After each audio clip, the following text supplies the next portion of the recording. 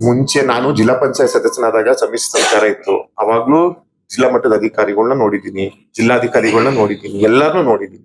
ಅವಾಗ ಯಾವ ಯಾವ ರೀತಿ ಕೆಲಸ ಮಾಡಿದ್ದಾರೆ ಅವ್ರನ್ನ ಅವ್ರ ಆತ್ಮಾವಲೋಕನ ಮಾಡ್ಕೊಳ್ಳಿ. ಯಾರು ಯಾವ ಕಾಂಗ್ರೆಸ್ ಏಜೆಂಟ್ ಆಗ್ತಾರೆ, ಯಾರು ಯಾವ ಬಿಜೆಪಿ ಜೆಡಿಎಸ್ ಏಜೆಂಟ್ ಆಗ್ತಾರೆ, ಪಾರದರ್ಶವಾಗಿ ಕೆಲಸ ಮಾಡೋದು, ಕೆಲಸ ಮಾಡಕ್ ಬಂದೆ. ಅವ್ರು ಇದಾದ್ಮೇಲೆ ಏನ್ ಈಗ ರಿಟೈರ್ಮೆಂಟ್ ಆಗ್ಬಿಡ್ತಾರ? ಈ ಸರ್ಕಾರ ಬಗ್ಗದ ಮೇಲೆ ಅವ್ರು ಕೆಲಸದಲ್ಲೇ ಇರ್ತಾರಲ್ಲ, ಎಲ್ಲಿ ಹೋಗ್ತಾರ ಅವ್ರು? ನಮಗೆ 5 ವರ್ಷದ ಎಕ್ಸಾಮ್, ಅವ್ರಿಗೆ ಒಂದ್ಸಲಿ ಎಕ್ಸಾಮ್ ಬರೋದು 60 ವರ್ಷ.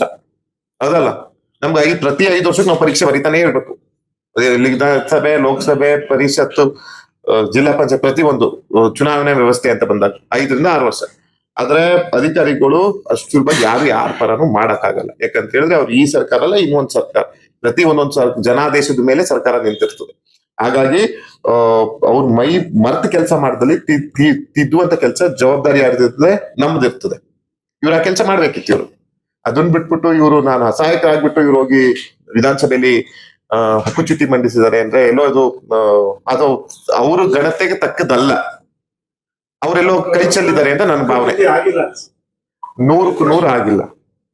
ಏನ್ ಹೇಳ್ತಾರೆ, ಅದಾದ ನಂತರ ಡಿಸಿ ಅವರು ಓರಲ್ ಆಗಿ ಹೇಳಿ ಆ ಒಂದು ನಿರ್ಧಾರವನ್ನು ಬದಲಾಯಿಸಿದ್ದಾರೆ.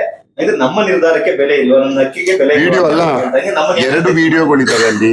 ಆ 2 ವಿಡಿಯೋದಲ್ಲೂ ನಾನು ಸಭೆಗೆ ನಡೆಸಿಲ್ಲ, ನಾವ್ ಯಾರು ಸಭೆಗೆ ಹೋಗಿಲ್ಲ. ಮೊದಲನೇದಲ್ಲಿ ಅದೇ ವಿಡಿಯೋದಲ್ಲಿ ಅವರೇ ಹೇಳಿದ್ದಾರೆ, ಸಭೆಯಲ್ಲಿ ಎಲ್ಲರ ದುಡ್ಡನ್ನ ತಗೊಂಡು ಹೊಸ ಬಟ್ಟೆ ಹೊಲಿಸಿ ಅಂತ ಅವರೇ ಹೇಳಿದ್ದಾರೆ.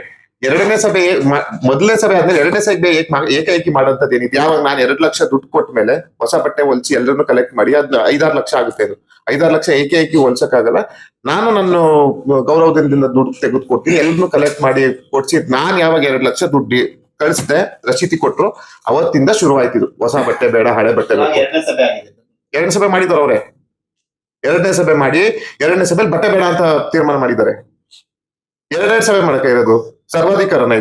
ಇದು ಸರ್ವಾಧಿಕಾರ ಅಂತಾರೆ, ದೌರ್ಜನ್ಯ ಅಂತಾರೆ, ದಬ್ಬಾಳಿಕೆ ಅಂತಾರೆ. ಇದು ಲಕ್ಷ್ಮೀ ನರಸಿಂಹಸ್ವಾಮಿ ಯಾರ ಸ್ವತ್ತು ಅಲ್ಲ, ನಮ್ಮ ಹೊಳೆ ನರಸೀಪುರದ ಆರಾಧ್ಯ ದೈವ, ನಮ್ಮೆಲ್ಲರ ಒಂದು ಆರಾಧ್ಯ ದೈವ.